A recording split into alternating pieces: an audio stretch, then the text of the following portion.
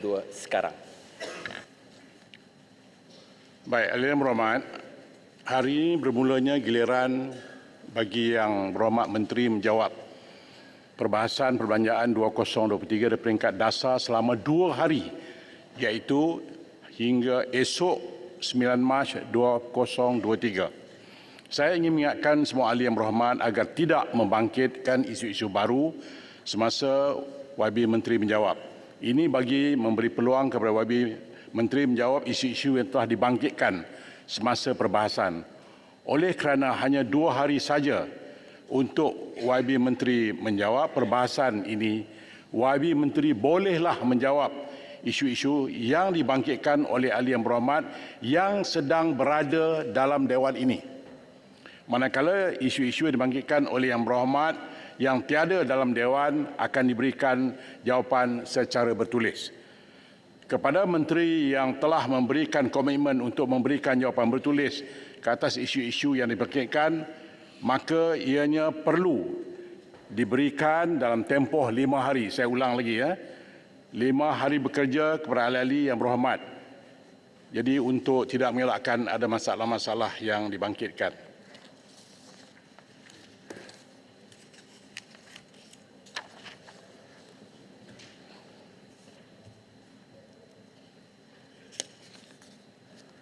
Baik, sebelum kita mulakan, saya terlebih dahulu nak mengucapkan selamat Hari Wanita kepada semua wanita.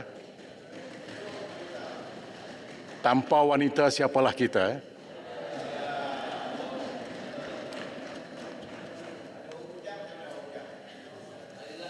Yang kedua ialah saya telah menerima banyak komplain dan sungutan dan rungutan daripada ahli parlimen berkenaan dengan penggunaan launch kita di sebelah ini.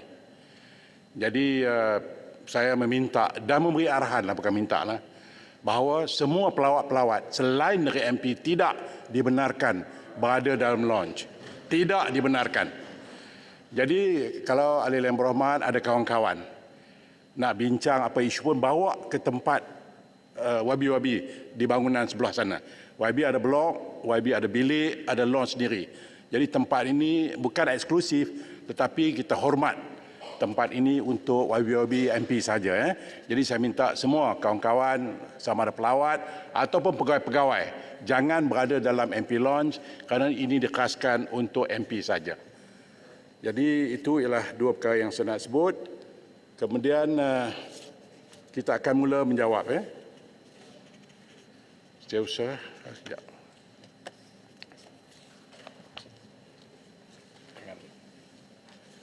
Terima kasih. Baik, mengikut senarai kita akan mulakan dengan jabatan Perdana Menteri.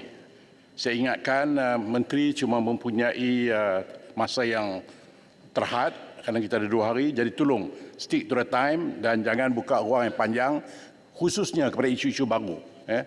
Oleh demikian saya menjemput Menteri jadi jabatan Perdana Menteri berkenaan dengan undang-undang dan reformasi institusi. 30 minit dari sekarang. Silakan YB. Terima kasih Datuk Yang di-Pertua. Tanpa Datuk siapalah kita semua. Terima kasih.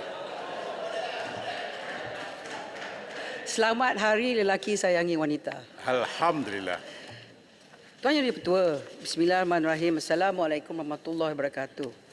Bagi pihak Jabatan Perdana Menteri, saya ingin mengucapkan setinggi penghargaan kepada semua ahli yang berhormat yang telah menyertai perbahasan ke atas belanjawan 2023 di peringkat dasar. Yang berhormat Kota Melaka, Muar, Bentong, Damansara, Ceras, Keluang, Pasir Gudang, Bukit Bintang, Putrajaya, Tampin, Hulu Selangor, Paya Besar, Buluran, Seputih, Lubuk Antu, Kuala Kangsar, Gopeng, Jelebu, Titiwangsa, Bangi, Hulu Langat, Petaling Jaya, Kuala Krau.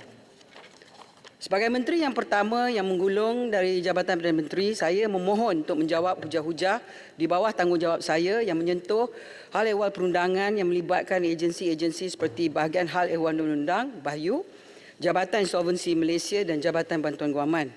Saya juga akan menjawab bagi pihak jabatan-jabatan dan agensi berikut yang mana saya diberi amanah untuk menjawab bagi pihak, iaitu Jabatan Peguam Negara, Pejabat Ketua Pendaftar Mahkamah Persekutuan, Suruhanjaya Pencegah Rasuah Malaysia, Suruhanjaya Pilihan Raya Malaysia dan Jabatan Wilayah Persekutuan.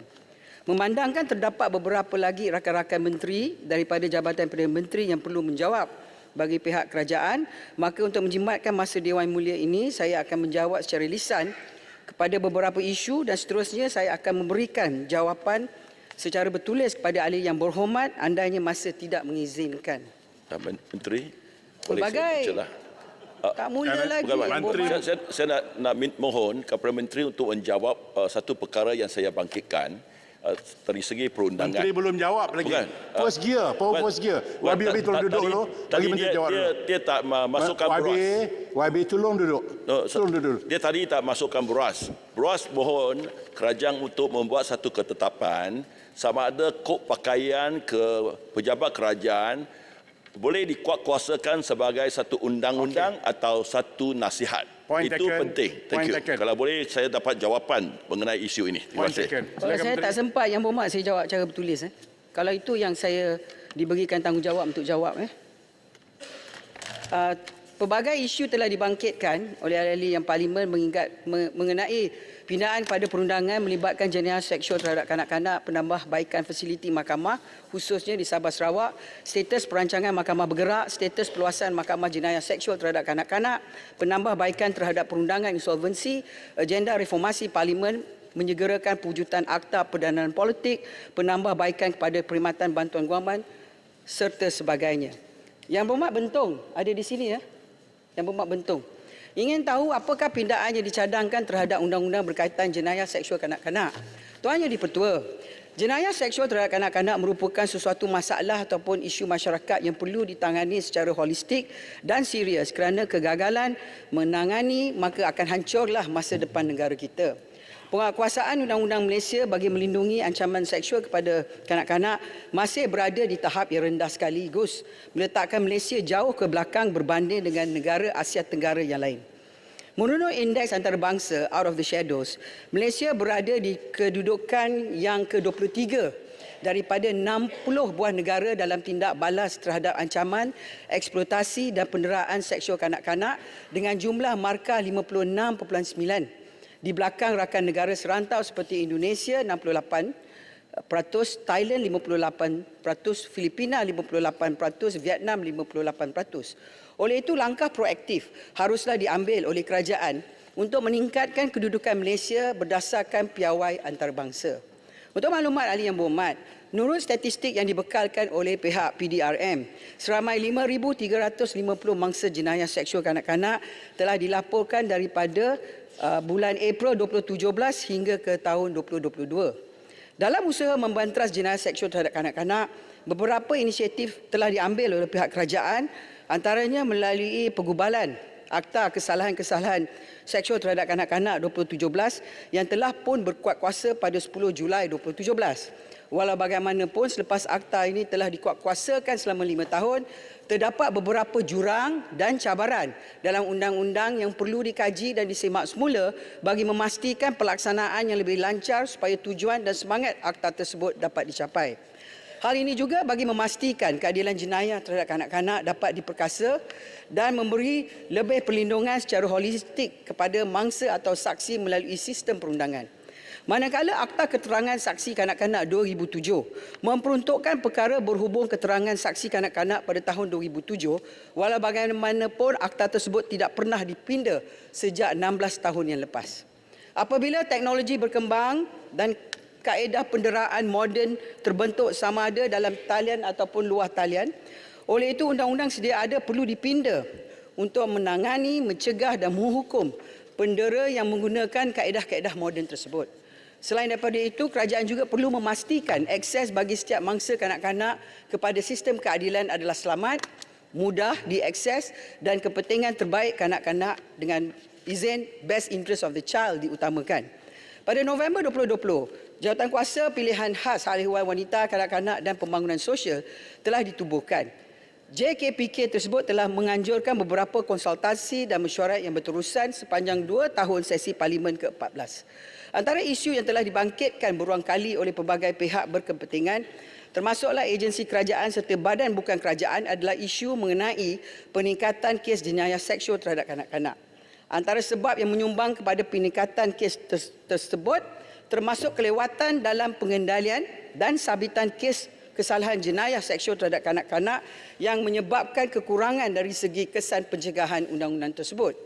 Dalam sesi mesyuarat kedua penggal kelima, Parlimen ke-14 tahun 2022, JKPK tersebut telah membentangkan Pelan Hala 7 Roadmap untuk perancangan dalam masa 5 tahun dalam mengukuhkan dan menambah baik sokongan sedia ada bagi mangsa-mangsa kanak-kanak dan saksi kanak-kanak dalam sistem keadilan jenayah.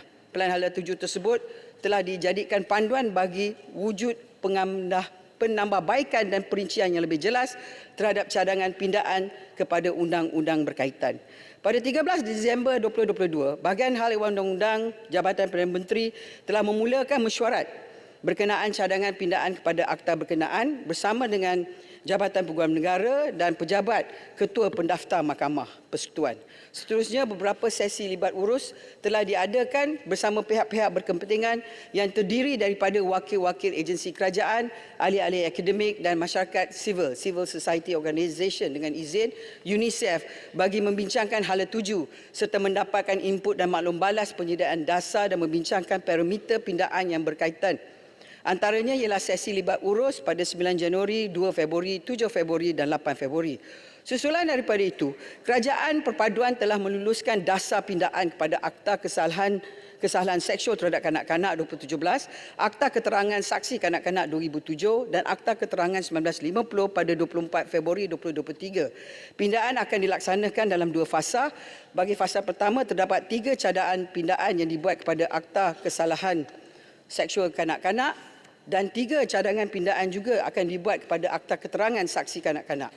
Manakala fasa kedua akan dilaksanakan pada sidang Parlimen yang akan datang selepas sesi libat urus selanjutnya dengan pihak-pihak yang berkepentingan.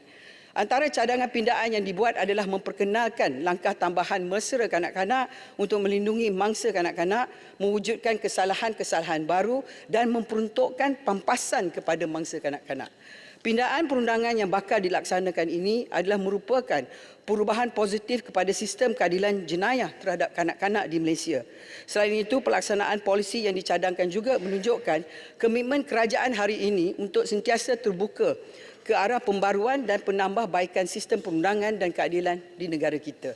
Selain daripada itu, reformasi yang dicadangkan diharapkan dapat membantu mangsa ataupun saksi kanak-kanak daripada mengalami trauma berpanjangan akibat terpaksa melalui proses perbicaraan yang panjang, berulang-ulang dan sistem kehakiman yang bersifat tidak mesra kepada kanak-kanak.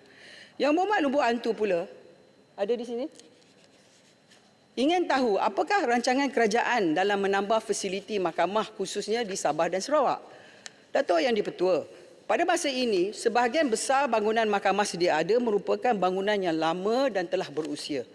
Terdapat pelbagai kerosakan infrastruktur dan peralatan di bangunan-bangunan mahkamah seperti kerosakan bumbung, pendawaian, penyaman udara dan pagar keselamatan susulan daripada keadaan bangunan yang merosot dan kian usang. Hal ini menyebabkan pengoperasian mahkamah terganggu sekaligus menjejaskan penyampaian khidmat badan kehakiman kepada orang awam. Dalam hal ini, pihak kerajaan telah meluluskan peruntukan 120 juta bagi projek naik taraf, ubah suai dan pemeliharaan bangunan mahkamah seluruh Malaysia, termasuk mahkamah di Sabah dan Sarawak. Pecahan adalah seperti berikut: Selangor 21.5 juta, Pulau Pinang 11 juta, Kedah 5.1 juta, Perak 54 juta, Negeri Sembilan 5.9 juta, Melaka 3.1 juta, Johor 17.6 juta, Wilayah Persekutuan Labuan 1.3 juta, Wilayah Persekutuan Putrajaya 18 juta, Sabah 5.7 juta, Sarawak 9.2 juta, Pahang 5 juta, Terengganu 5.8 juta, Kelantan 3.8 juta. Sehingga tahun 2022, sebanyak ringgit Malaysia 87 juta telah dibelanjakan bagi kerja-kerja naik taraf tersebut, di mana kerja-kerja naik taraf di 6 negeri telah selesai sepenuhnya, iaitu Melaka, Perak, Kelantan, Wilayah Persekutuan Labuan, Terengganu dan Negeri Sembilan. Manakala kerja-kerja naik taraf di Pulau Pinang, Kedah, Sarawak, Wilayah Persekutuan Putrajaya dan Pahang dijadualkan siap sepenuhnya pada tahun 2023. Baki 3 negeri iaitu Selangor, Johor dan Sabah akan siap selewat-lewatnya pada tahun 2024. Untuk maklumat ahli yang berhormat, kerja-kerja naik taraf di seluruh negeri Sarawak melibatkan 6 buah mahkamah yang terdiri daripada Kompleks Mahkamah Kuching, Sibu, Mahkamah Miri, Bintulu, Mahkamah Sarake dan Mahkamah Kota Samarahan. Kerja-kerja naik taraf di 4 mahkamah telah selesai, manakala baki 2 iaitu Kompleks Mahkamah Kuching dan Mahkamah Bintulu masih dalam tindakan dan dijangka selesai pada akhir tahun 2023. Manakala kerja-kerja naik taraf di negeri Sabah pula melibatkan 9 buah mahkamah yang terdiri daripada Kompleks Mahkamah Sandakan, Kota Kinabalu, Kudat, Lahad Datu, Keningau, Kinabatangan, Sempurna, Beaufort dan Mahkamah Tawau. Kerja naik taraf di 4 buah mahkamah telah siap sepenuhnya, manakala baki 5 buah mahkamah dijangka siap pada tahun 2023 dan tahun 2024. Kerajaan sentiasa komited dalam memastikan pengoperasian mahkamah yang cekap di samping memastikan keselamatan dan keselesaan kepada stakeholders yang terlibat. Untuk tujuan itu, Bahagian Undang-Undang dengan kerjasama Pejabat Ketua Pendaftar Mahkamah Persekutuan sedang meneliti mahkamah-mahkamah lain yang perlu dinaik taraf dan dipelihara di seluruh Malaysia termasuk Sabah dan juga Sarawak. Permohonan peruntukan tambahan juga telah diangkat oleh saya kepada Yang Berhormat Perdana Menteri pada bulan Januari 2023 bagi kerja-kerja menaik taraf, ubah suai dan pemeliharaan serta penyelenggaraan bangunan mahkamah di seluruh Malaysia. Senarai mahkamah khas untuk rujukan sahaja ialah di sini Tuan Yang Di-Pertua, mahkamah tinggi kita ni, kalau kita tengok di segi pengkhususannya ialah Mahkamah Tinggi Keluarga Pembinaan, Mahkamah Tinggi Insolvensi, Mahkamah Tinggi Komersial, Mahkamah Tinggi Kuasa-Kuasa Khas, Mahkamah Tinggi Admiralty, Mahkamah Tinggi Muamalat, Mahkamah Tinggi Harta Intelek dan Mahkamah Session pula ialah Mahkamah Khas Perdagangan Asing Tanpa Izin, Mahkamah Session Khas Rasuah, Mahkamah Khas Anti Pencatutan, Mahkamah Khas Cyber, Mahkamah Jenayah Seksual Terhadap Kanak-kanak, Mahkamah Anti Perdagangan Orang, Mahkamah Alam Sekitar dan Mahkamah Coroner. Mahkamah Magistrate pula ialah tambahannya Mahkamah Khas Trafik. Yang Berhormat Lubuk Hantu juga ingin tahu apakah rancangan terperinci mengenai mahkamah bergerak di Sabah dan Sarawak. Tuan Yang Di-Pertua, operasi mahkamah bergerak disediakan untuk memastikan agar hak masyarakat di kawasan pendalaman dan kawasan terpencil di Sabah dan Sarawak adalah terpelihara dan tidak dipinggir. Secara khususnya, operasi mahkamah bergerak adalah di negeri Sabah, membolehkan magistrate mendengar permohonan kes sijil daftar lewat kelahiran dan kematian dan menjalankan prosiding kes sivil dan jenayah yang melibatkan pemohon yang tinggal di kawasan pendalaman ataupun kampung-kampung terpencil. Dan di Sarawak pula menyediakan kemudahan sokongan dalam urusan pengesahan dokumen bagi membolehkan pendaftaran sijil daftar lahir yang lewat di pejabat pendaftaran. Mahkamah bergerak beroperasi menerusi 2 kaedah Tuan Yang Di-Pertua. Pertama, persidangan mahkamah di mana-mana lokasi yang sesuai, termasuklah di Dewan Orang Ramai, sekolah ataupun rumah panjang atau mendirikan kemah di kawasan lapang yang sesuai, atau persidangan mahkamah dalam bas yang telah diubah suai sebagai mahkamah bergerak. Bagi memastikan operasi mahkamah bergerak di Sabah dan Sarawak dapat dioptimalkan, kerajaan telah memperuntukkan 12 juta dalam belanjawan 2023 bagi memperkasa operasi mahkamah bergerak meliputi penambahbaikan yang berikut. Pertama, menambahkan bilangan bas mahkamah bergerak.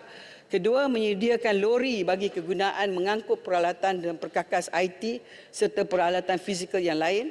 Ketiga, menyediakan kenderaan pacuan 4 roda yang dilengkapi dengan pemacah satelit atau peralatan komunikasi masing-masing. Dan keempat, menyediakan bas mahkamah bergerak 2 tingkat bertindak sebagai mahkamah dui fungsi, mahkamah bergerak dan juga mahkamah litah di negeri Sabah khasnya. Cadangan kepada pembaikan operasi mahkamah bergerak ini merupakan komitmen kerajaan bagi memastikan kesamarataan dalam mendapatkan akses kepada keadilan bagi setiap lapisan masyarakat. Yang Berhormat Bentong. Mohon mencelah OYB Menteri. Lubuk Hantu OYB Menteri. Soalan daripada Yang Berhormat. Terima kasih Tuan Speaker tentang persoalan yang telah disebutkan tadi, disebut tentang kawasan-kawasan yang memerlukan penambahan bergerak ya untuk membolehkan supaya dapat mengatasi masalah. Selain daripada prasarana dan peruntukan yang disediakan oleh kerajaan, ada tak pihak kerajaan melihat, meneliti secara terperinci tentang time frame given to settle case yang ada dengan izin? Kena kebimbangan saya, contohnya daftar anak-anak kelahiran dia dalam masa yang begitu panjang. Terkadang itu sampai nak masuk peringkat sekolah rendah pun usia dia dah lanjut dah. Ada tak sistem yang boleh kita time frame must be given? This matter must be settled within a short period of time. Dengan bukan hanya kemudahan prasarana, tenaga manusia yang ada, tapi cara kaedah mengatasi masalah cepat yang mungkin. Terima kasih. Mohon mencelah Wakil Menteri sekalian. Berikutan keadaan negeri Sarawak yang begitu besar, terdapat di mana magistrate-magistrate dan hakim-hakim terpaksa secara bergilir ke kawasan yang terpencil yang agak jauh, yang mengambil masa 1 hari kadang-kadangnya, yang di bawah jurisdiction mahkamah tersebut. Jadi persoalan saya, apakah ataupun adakah rancangan di pihak kementerian untuk menambah bilangan hakim dan magistrate di kawasan Sabah dan Sarawak bagi to avoid backlog cases? Dengan izin. Mohon pandangan Menteri. Tuan Yang di-Pertua, untuk menjawab soalan daripada Yang Berhormat berkenaan dengan sijil surat beranak yang lambat, saya boleh beri jawapan secara bertulis lah. Saya tidak bersedia di sini. Bagi Yang Berhormat Lubuk Antu tu, memang antara masalah kita ialah kekurangan juga hakim-hakim. Tapi sebenarnya Tuan Yang di-Pertua, sepatutnya dengan sistem teknologi ICT yang kita ada, sepatutnya perkara ni menjadi lebih canggih di segi teknologi, maka sepatutnya di segi kemanusiaan tu kurang. Tetapi disebabkan saya tak tahulah Menteri Komunikasi tak ada, sistem pun kadang-kadang dia lambat dengan jam, menyebabkan kadang-kadang mahkamah ditangguhkan persidangan disebabkan sistem. Itu sebabnya kita perlu mengkaji secara teliti perkara ni. Terutama sekali kalau kita masuk tahun 2023, sepatutnya isu ni tak ditimbulkan lagi. Tuan Yang di-Pertua, saya nak juga jawab soalan daripada Yang Berhormat Bentong tentang mahkamah jenayah seksual kanak-kanak. Apakah usaha oleh kerajaan untuk penambahan yang ditubuhkan? Sebenarnya Tuan Yang di-Pertua, mahkamah jenayah seksual kanak-kanak ni satu mahkamah yang khas diwujudkan untuk kes-kes jenayah seksual kanak-kanak. Dan yang pertama ditubuhkan di Putrajaya pada tahun 2017.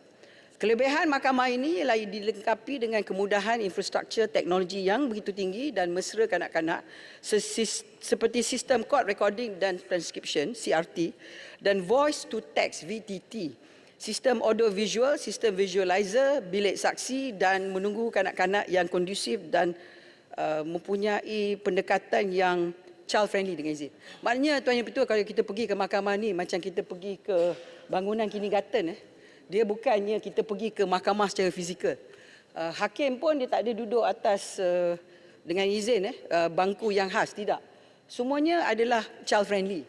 Sebab kita mengetahui antara cabarannya ialah bila kanak-kanak memberikan keterangan, extraction of evidence, Tuan Yang di-Pertua tu, bagaimana kita nak tahu? Sebab kalau kita melihat daripada pakar kanak-kanak, selalunya berkata kanak-kanak ni tidak berbohong. Children, they never lie. Bukan kata they lie, they never lie. Jadi dalam kes-kes jenayah seksual, perlu juga pembuktian itu diambil melalui physical evidence di segi penunjukan. Yang berlaku selalu yang kita tahu ialah penggunaan patung anatomi. Yang mana kanak-kanak tu kena tunjuk bagaimana. Sebab kanak-kanak ni ada beberapa perkara ayat dia tak boleh cakap dan kita tidak boleh mewujudkan satu pendekatan yang mana kita membuatkan seolah we are giving guidance dengan izin. Dia tak boleh. Itu sebabnya di sini saya terima kasih kepada Ketua Hakim Negara sebab Tun sendiri beritahu pada saya dan dia bersetuju bahawa mungkin mahkamah kena lebih mempunyai pendekatan yang inquisitorial dengan izin macam sistem.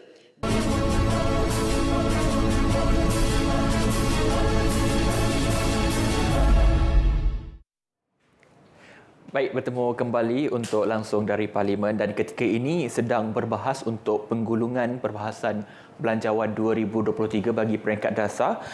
Yang Berhormat Pengerang sedang membahas dalam soal itu dan ketika ini juga antara perhatian yang kita boleh bawakan kepada anda dalam soal kesihatan mental, Kuala Lumpur dicatatkan antara negeri ataupun kawasan yang paling tinggi kesihatan mental dan juga gangguan kerisauan melampau. Itu antara yang dinyatakan oleh Menteri Kesihatan dalam sesi perbahasan sebentar tadi. Baik saudara, kita akan teruskan sesi perbahasan yang akan diteruskan dan dimaklumkan tidak ada ditangguhkan untuk sesi pada pagi ini sehinggalah selesai pada hari ini. Dan untuk siaran TV1 akan ditangguhkan seketika untuk hari ini di TV1 dan akan diteruskan di saluran berita RTM My TV. Dan anda boleh terus tonton kami secara stream langsung di pautan yang kami sediakan, dan seperti biasa anda boleh muat turun aplikasi RTM Klik untuk tontonan yang lebih komprehensif dan juga menyeluruh di mana anda berada. Baik, itu saja kami bawakan kepada anda,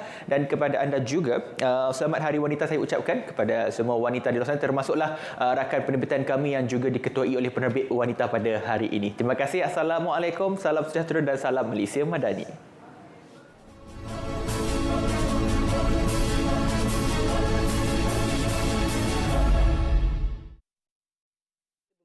Kepada pindaan kepada undang-undang ini, pada tahun 2018 hingga 2022, Mahkamah telah meluaskan Mahkamah Khas ini pada 13 lokasi di seluruh Malaysia, iaitu Johor Bahru, Melaka, Seremban, Kelang, Ipoh, Georgetown, Alor Setar, Kanga, Kuantan, Kuala Terengganu, Kota Baru, Kota Kinabalu dan Kuching. Pada masa sekarang ni Tuan Yang Pertua, sekurang-kurangnya ada 40 mahkamah session biasa, jenayah am biasa di seluruh Malaysia yang bersedia mengendalikan kes ini. Tetapi Tuan Yang Dipertua, saya beritahu kepada Ketua Hakim Negara, hakim-hakim dalam kes ini mestilah hakim yang pakar. Kalau hakim-hakim ini dipindahkan, kepakaran itu bertukar, kemungkinan kebolehan untuk mendengar keterangan, menjatuhkan hukuman itu. Jadi ini sesuatu pengkhususan yang diperlukan. Dari kesediaan infrastruktur ICT dan juga bukan ICT, mahkamah-mahkamah JSKK ini dilihat perlu dilengkapkan sepenuhnya. Kerajaan pada hari ini, Kerajaan Perpaduan amat prihatin dalam faktor geografi, lokasi dan logistik bagi mahkamah kanak-kanak ini untuk diadakan di seluruh negara. Yang menjadi isu yang kita berhadapan ialah pada tahun ini, Belanjawan 2023, kerajaan telah meletakkan peruntukan sebanyak 3 juta dalam memantapkan mahkamah jenayah seksual kanak-kanak. Anggaran kosnya, Tuan Yang Dipertua, antara satu mahkamah tu pada tahun 2017 ialah 200,000 satu mahkamah dengan penuh kelengkapan, dan hari ini mungkin dalam kiraannya 400,000. Yang mahalnya, Tuan Yang Dipertua, ialah sistem ICT yang dibawa. Yang Berhormat Paya Besar ada di sini? Tak ada? Oh, dia sibuk kempen Ketua Pemuda.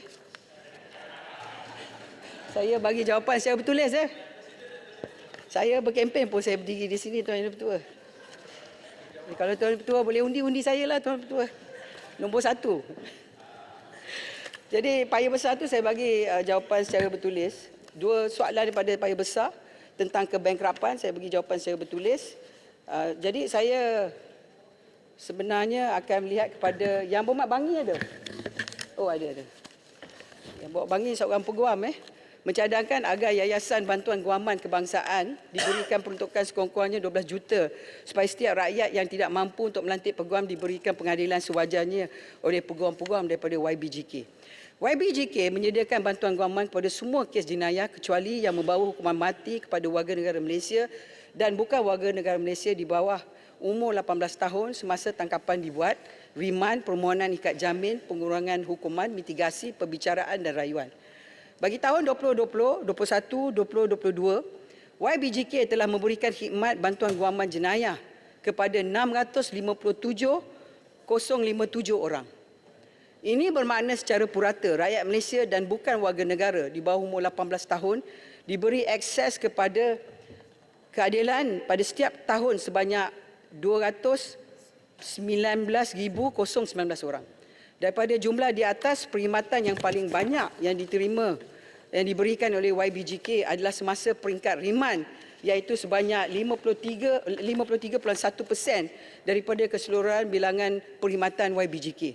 Bilangan perkhidmatan YBJK bagi tahun 2020, 2021, 2022 merekodkan peningkatan sebanyak 21.9 daripada 3 tahun sebelumnya, iaitu 2017, 18 dan 19. Buat masa ini, bantuan guaman melalui YBJK akan terus diberikan oleh kerajaan bagi kes-kes jenayah seperti yang dinyatakan tadi. Untuk makluman ahli yang berhormat, bagi tahun 2020 sehingga tahun 2022, sebanyak 27,396 kes telah dikendalikan oleh Jabatan Bantuan Guaman yang melibatkan kes sivil, syariah dan jenayah. Berartinya Tuan Dipertua, kerajaan pada hari ini memberi bantuan guaman dalam aspek sivil, syariah dan juga jenayah, termasuk dengannya YBGK yang dikendalikan oleh peguam-peguam swasta di bawah Bar Council dengan izin. Bagi tahun-tahun yang sama, JB Jabatan Bantuan Guaman telah memberi peruntukan kewangan oleh kerajaan sebanyak 94.99 juta bagi melaksanakan perkhidmatannya bantuan guaman di seluruh cawangan. Manakala bagi membiayai perjalanan operasi YBGK dan membayar perkhidmatan yang diberikan oleh peguam panel, kerajaan telah memperuntukkan sebanyak 24.6 juta bagi tahun 2020, 2021 dan 2022. Ini bermaksud bahawa 3 tahun sahaja kerajaan telah membelanjakan sebanyak 119.5 juta ringgit dalam menyediakan perkhidmatan bantuan guaman kepada rakyat Malaysia. Selain itu, daripada tahun 2018 hingga 2022, seramai 2,071 peguam lantikan mahkamah telah dilantik bagi prosiding di Mahkamah Persekutuan, Mahkamah Rayuan dan Mahkamah Tinggi Melaya dan Mahkamah Tinggi Sabah dan Sarawak yang melibatkan kos banyak 8 juta kepada kerajaan. Oleh yang demikian, kerajaan akan menilai dengan sewajarnya dari masa ke masa mengenai peruntukan tambahan kepada YBGK. Pada masa yang sama, bahagian undang-undang juga sedang mengkaji kajian untuk mengubal rang undang-undang pembelaan awam.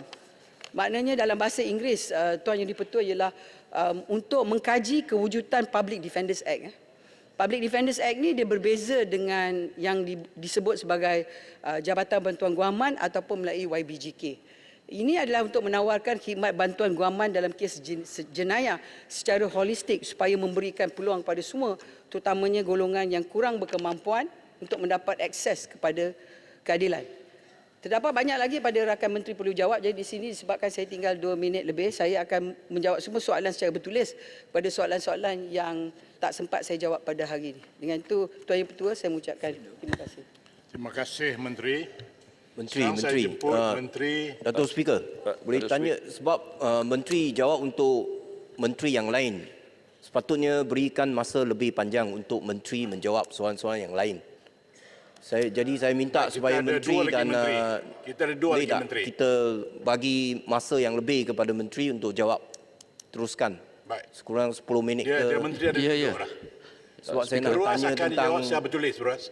Menteri dah jawab tadi. akta pendanaan politik yang saya tanya, barangkali Menteri boleh jawab. Menteri. Kota Melaka, saya akan jawab secara bertulis, tapi secara terperinci saya jawab ialah kita akan rujuk kepada select committee seperti yang telah dibincangkan. Saya rasa Tuan Yang di-Pertua akan membuat announcement kepada kewujudan jawatan kuasa pemilihan dan akta pendanaan politik akan direfer kepada salah satu pada jawatan kuasa tersebut. Yes. Terima kasih. Tuan Yang Pertua, hanya satu saja soalan ia berkaitan dengan Yang Menteri. Apakah cadangan tentang mengasingkan kuasa program negara dengan kuasa pendakwaan untuk mempromosikan keterusan dan accountability? Bagan, saya banyak kali telah menyebut bahawa apabila Kabinet bersetuju dalam kewujudan RCI di segi terma rujukan kepada bekas peguam negara, salah satu daripada terma akan merujuk kepada perkara tersebut. Sebab pemisahan peguam negara secara politik dan juga secara pengkhususan memerlukan satu perbincangan kepada semua stakeholders. Saya ingin dengan kebenaran daripada Tuan Yang di-Pertua, saya nak sebut di sini salah satu daripada contoh yang kita berhadapan dalam Parliament Services Act. Pegawai di Parlimen kebanyakan tak bersetuju adanya pengkhususan jabatan tertentu. Mereka nakkan di bawah kerajaan menyeluruh. Dia tidak mahu specialisation sebagai contoh. Jadi dalam Parliament Services Act kita perlu berbincang. Jadi dalam isu peguam negara juga, kemungkinan jabatan peguam negara tidak mahu pengkhususan tersebut. Jadi kita perlu bincang. Jadi terma rujukan bahawa RCI ini akan merujuk kepada perkara ini dan salah satu pada perbincangan dia ialah menilai sejauh mana kalau dilakukan dan sejauh mana akan dilaksanakan dalam jangka masa yang bagaimana akan dilaksanakan. Terima kasih. Speaker, Datuk Ketua. Saya kira seperti yang Menteri jawab tadi, kita akan jawab secara tulis sebab kita kena move on. Jadi banyak, ada 6 kalau nak jawab semua ni saya ingat tak sempat masa. Saya mau bagi Jadi- apa yang saya sebut dalam perbahasan saya. Ya, betul. Yang saya perlu Tapi jawapan. Menteri jawab, yang tak sempat dijawab akan dijawab secara bertulis. Saya minta maaf. Ya, Sekarang saya jemput mohon Menteri bagi jawapan untuk Eagle High Plantation, Florida. Okey. Menteri telah ambil note Jadi Datuk Yang di-Pertua harap perkara yang saya Beruas bagikan juga. tadi akan juga dapat jawapan bertulis kerana orang ramai sedang menunggu Betul. jawapan dan isu ini sudah diwawakan begitu lama dalam Baik. media tapi Baik. tak ada penyelesaian kepada isu ini. Ya. Terima kasih. Menteri jawab dalam masa 5 hari. Okey, Terima Eagle High kasih. Plantation Menteri. Saya jemput Menteri di Jabatan Perdana Menteri Hal Ehwal Agama. 20 minit.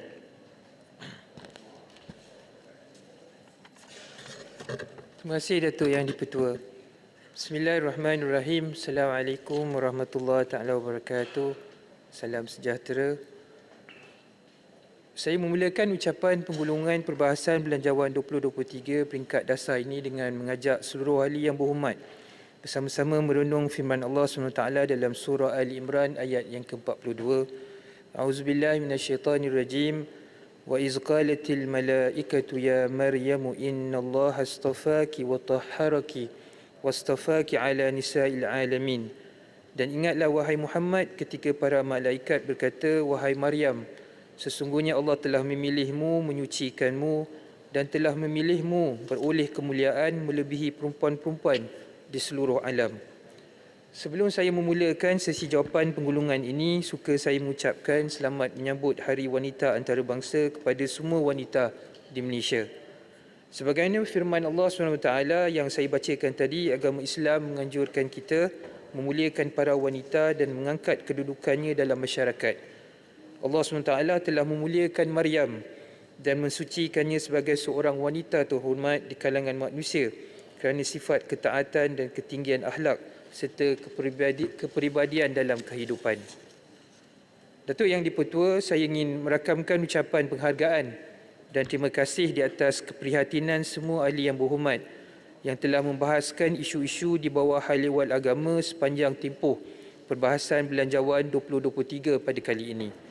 Untuk makluman Dewan Yang Mulia ini, seramai 16 ahli yang berhormat telah membahaskan pelbagai isu yang berkaitan dengan Hal Ehwal Agama, termasuk Yang Berhormat Bagan Serai, Kuala Krai, Arau, Pengkalan Cepa, Kepala Batas, Kuantan, Parit, Kuala Pilah, Parit Buntar, Mersing, Jasin, Petaling Jaya, Kuala Krau, Padang Terap dan Alusa.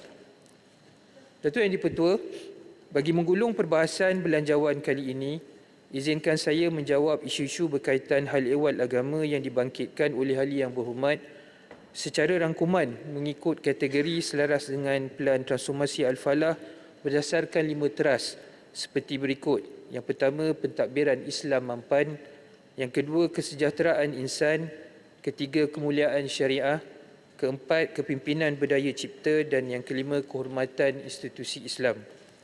Saya mulakan dengan teras yang pertama, iaitu pentadbiran Islam mampan berkaitan dengan isu institusi masjid dan surau.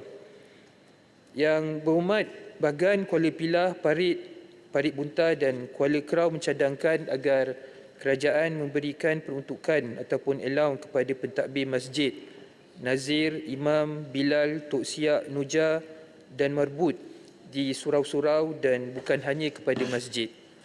Untuk makluman Dewan Yang Mulia ini, pelantikan imam, bilal, siak, nuja, marbut dan guru takmir, guru agama, nazir dan pentadbir masjid adalah di bawah bidang kuasa Majlis Agama Islam Negeri dan Jabatan Agama Islam Negeri masing-masing.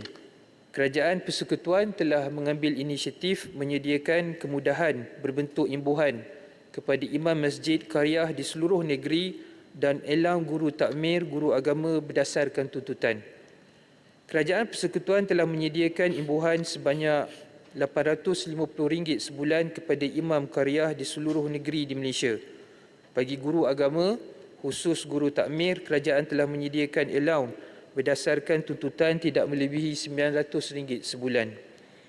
Manakala kepada bilal, siak, nuja, marbut, kerajaan Persekutuan tidak menyediakan apa-apa peruntukan setiap bulan.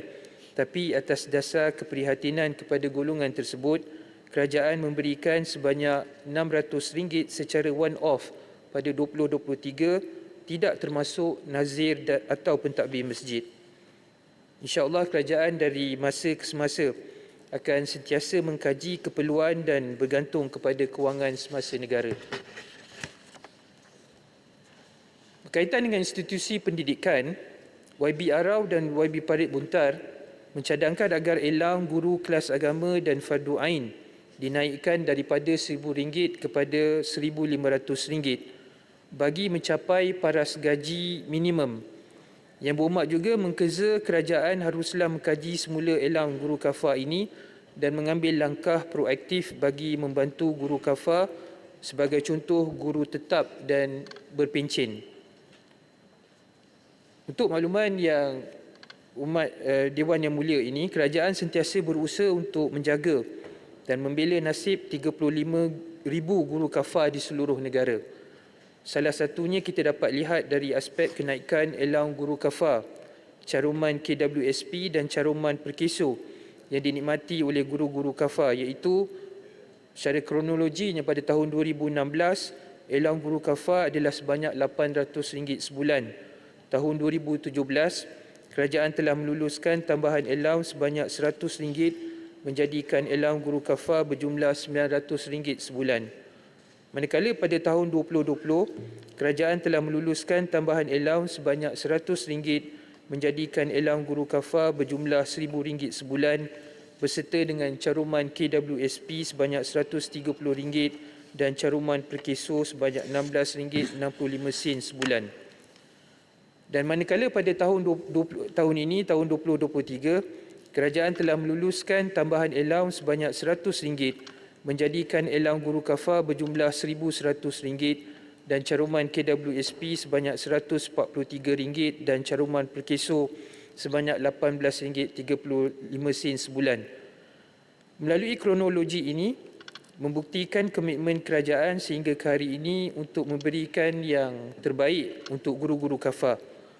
Bagi menambah baik status pejawatan guru kafar ke jawatan tetap dan berpencen, untuk makluman Dewan Yang Mulia ini, hal ini bukanlah satu proses yang mudah dan singkat.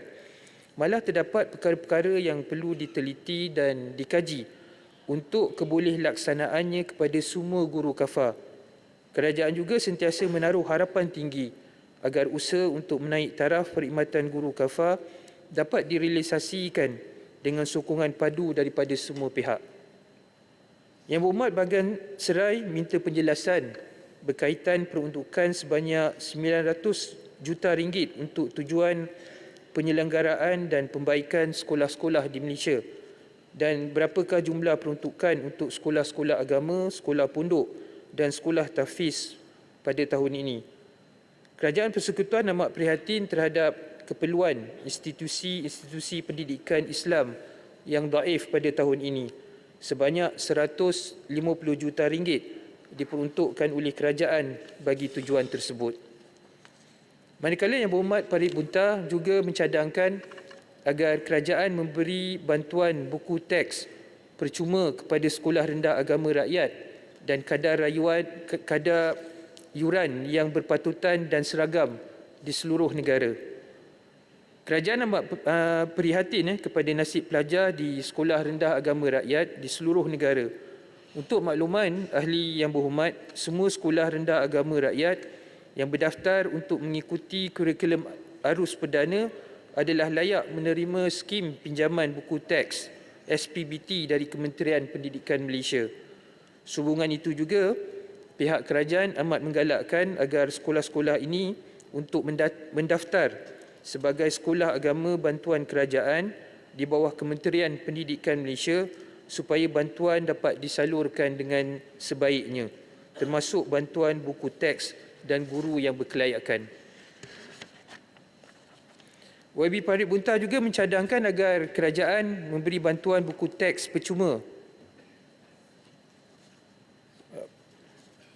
Maaf, Datuk Speaker. Tuan Datuk Yang Dipertua, saya pergi kepada trust yang kedua, iaitu kesejahteraan insan. Yang Berhormat Kepala Batas mencadangkan agar program lelaki kawam diteliti dan diteruskan. YB Menteri Terlaluan, tadi disebut tentang skim pinjaman buku teks. Bagaimana pula dengan yuran yang seragam dan juga buku-buku kerja yang juga tidak seragam di sekolah-sekolah agama rakyat. Isunya, apabila ibu bapa berpindah ke sekolah lain, ke tempat lain, tempat kerja yang lain, dia perlu mendaftarkan anak di sekolah agama rakyat. Terpaksa beli buku baru pula sebab tak seragam buku-buku kerja yang disediakan di sekolah-sekolah agama. Terima kasih.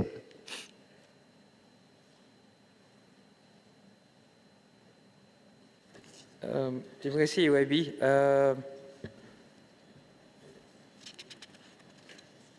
Berkaitan dengan isu yuran yang berpatutan dan juga seragam, seperti mana yang telah saya sebutkan sebentar tadi. Tadi YB Menteri sebut tentang buku teks, tapi yuran yang seragam tak jawab lagi, dan juga buku-buku kerja sekolah agama rakyat perlu diseragamkan supaya tidak membebankan mak bapak. Okey. Berkaitan dengan yuran yang berhormat, yuran sekolah rendah agama rakyat ni adalah tertakluk kepada pentadbir sekolah masing-masing. Jadi ianya bergantung kepada budi bicara pentadbir sekolah, dan dalam kedudukan tersebut agak sukarlah untuk kita menyeragamkan isu berkaitan dengan yuran ini sebab dia terletak kepada pentadbir sekolah tersebut.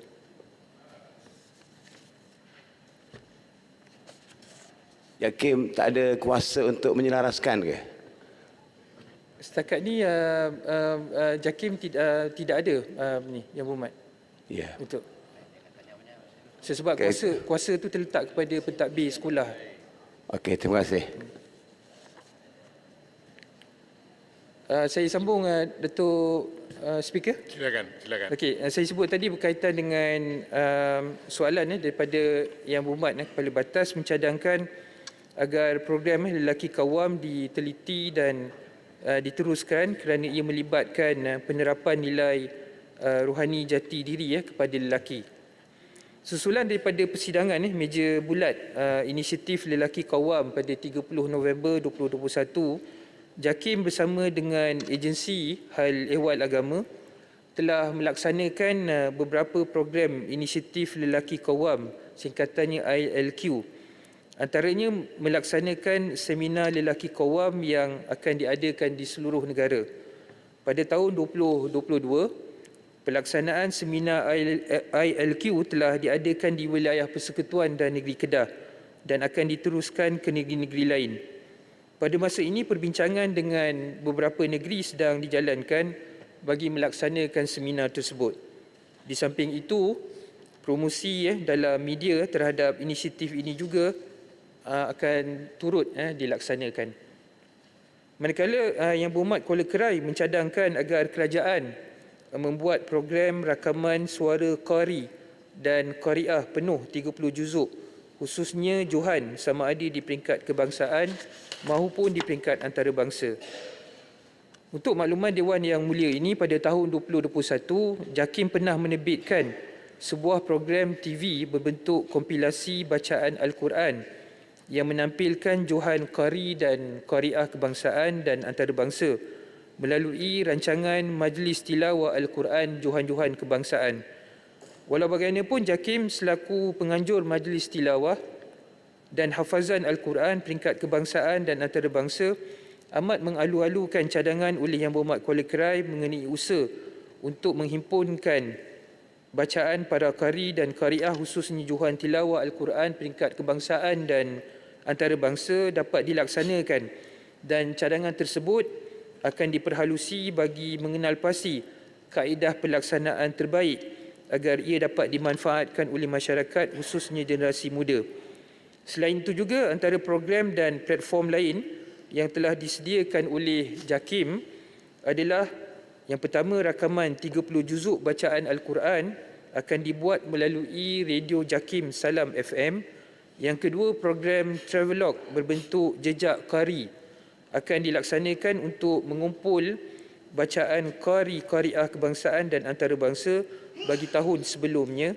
Dan yang ketiga, kompilasi bacaan surah dari qari-qariah antarabangsa dalam bentuk package dan disiarkan melalui YouTube JAKIM, apps di webpage JAKIM. Yang Berhormat Bagan Serai juga ingin tahu perkembangan program pembangunan asnaf yang berada di wilayah Persekutuan Kuala Lumpur, Putrajaya dan Labuan. Sejauh mana perkembangan projek yang dilaksanakan pada tahun lepas, seramai 2,000 orang asnaf yang dilatih oleh Yayasan Pembangunan Ekonomi Islam ataupun YAPIM. Program pembangunan ekonomi dan keusahawanan asnaf yang dilancarkan pada bulan Oktober 2022 adalah hasil kolaborasi strategik antara YAPIM dan Majlis Agama Islam Wilayah Persekutuan yang menyasarkan seramai 2,000 orang usahawan asnaf yang berpotensi untuk menyertai program-program yang disediakan bagi kedua-dua agensi ini. Pelaksanaan program ini dilakukan secara berfasa. Lebih 1,000 orang usahawan asnaf yang telah dikenal pasti layak untuk menyertai program Skim Inspirasi Aidana. Peserta-peserta ini disusun untuk menjalani latihan pemantapan keusahawanan dan pemberian kemudahan pembiayaan akan diberikan secara berperingkat-peringkat. Selain daripada itu, program YAPIM lain yang turut berjalan seperti biasa adalah antaranya program keusahawanan Asnaf Ishraf 2.0, kerjasama SME Bank sedang membimbing 32 orang usahawan asnaf, dan program perintis My Grocer at Wilayah kerjasama Jabatan Wilayah Persekutuan dan Dewan Bandaraya Kuala Lumpur. Yang ini lebih 20 orang usahawan sedang giat diperkasakan. Dan terkini, YAPIM melancarkan program pembangunan ekonomi komuniti yang mempunyai program siri, program keusahawanan antaranya seperti program pensijilan halal, program coaching dan mentoring usahawan dengan sasaran 10 komuniti setahun. Yang Berhormat Menteri, Bacok. Okay. Terima kasih Menteri, terima kasih Datuk Yang Betul. Saya menyambut baik usaha di pihak YAPIM dan agensi di bawah Menteri Agama untuk meningkatkan pendapatan dan daya usahawan.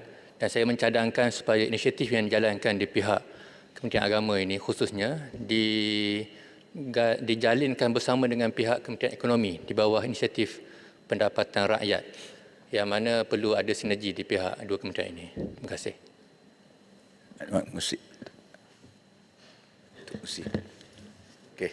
kasih Datuk Speaker. Terima kasih kepada Perdana Menteri. Soalan saya adalah berkenaan dengan untuk adakah program asnaf yang dibuat tu kita rancang dulu ialah supaya kalau bolehnya bermula tahun lepas dengan 2,000 orang. Fokusnya ialah kepada lebih kurang hampir dekat dengan 30,000 lebih penerima asnaf secara bulanan daripada Majlis Agama Islam Wilayah Persekutuan. Jadi sebab itu dalam projek kita ini adalah projek untuk memastikan kita dapat mengurangkan asnaf. Dengan kita pembangunan asnaf, kita beri modal teroka pada mereka RM20,000 seorang. Soalan saya, adakah program itu akan dapat diteruskan atau tidak? Kerana projek itu tidak banyak sebenarnya. Tahun kalau hanya 2,000 orang tu melibatkan 40 juta saja. Sedangkan collection daripada zakat hampir dekat dengan 900 juta. Kerana ini salah satu cara untuk kita nak mengurangkan. Harapan kita 5-6 tahun nanti mereka pula menjadi seorang pengeluar zakat daripada asnaf. Jadi saya harapkan apa pandangan daripada Menteri dalam soal ini, adakah program ini untuk diteruskan lagi dengan penambahan 2,000 setiap tahun. Terima kasih. Sila Menteri. Terima kasih. Saya menyambut baik cadangan daripada Yang Berhormat Bacok, dan saya rasa kolaborasi antara pihak YAPIM dan juga Kementerian Ekonomi ini sangat penting, dan insya-Allah saya pihak YAPIM akan mengambil pertimbangan atas cadangan yang baik tersebut. Terima kasih Pak Bacok. Manakala